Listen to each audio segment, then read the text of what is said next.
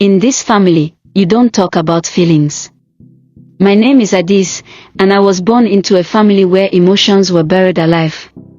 We lived in a yellow, two-story building in Lagos, not the kind of yellow that invited joy, but the kind that faded over time, warning you not to touch the walls or ask too many questions.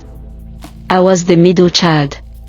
That space where you're too young to be taken seriously and too old to be babied. My elder brother, Chuka, carried anger in his fist.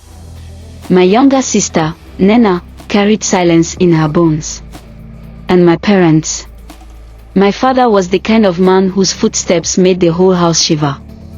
My mother, sweet to outsiders, silent inside.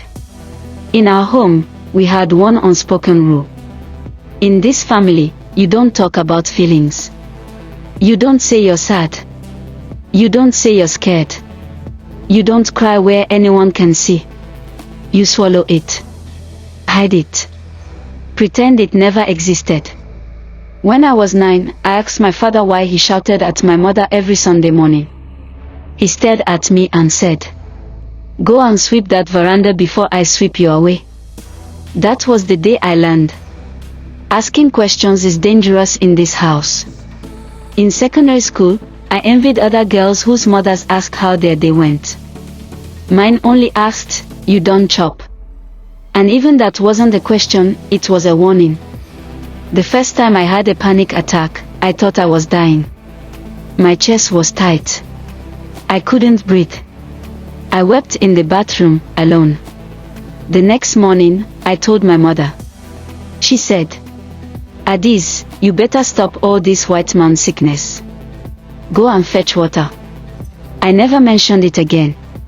At 14, I started keeping a diary, my secret place to feel. One evening, Nene found it. She read it out loud in the living room, a page about how I wished I was someone else's child. My father didn't ask why I wrote it. He beat me with his belt and called me disrespectful and ungrateful. After that day, I stopped writing. Stopped confessing. Stopped hoping. I was too afraid to even hold a pen to paper. By the time I turned 19, Chuka was in prison, a street fight turned sour. But my mother didn't tell anyone. She said, "Let them not laugh at us." The following Sunday, we wore matching Ankara to church like nothing happened. Smiling. Pretending. But pretending can rot a soul. I started university in Nsukka.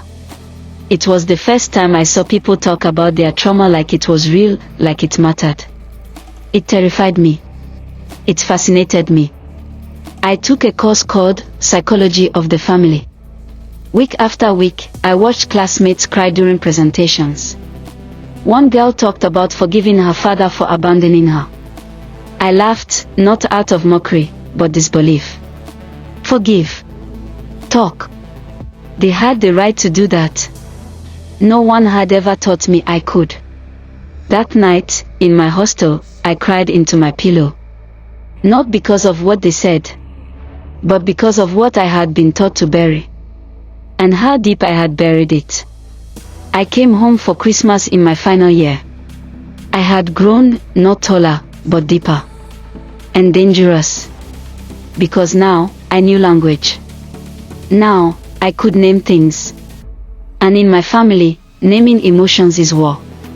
Nena was 17 and always hiding. That night, I found her cord on the bathroom floor. A razor in her hand. Blood running down her wrist. She whispered, "I'm tired." I panicked. I carried her into the living room, blood soaking my wrapper. I shouted, "We need to take her to the hospital." My mother slapped me. "Are you mad? What do you want people to say?" I screamed back, "She's bleeding." My father stood up, belt raised. But this time, I didn't run. I didn't cry. I grabbed the belt midair. The house went still. Even God paused. "Enough," I said. My eyes shaking. "You will not beat me into silence anymore. We are going to talk.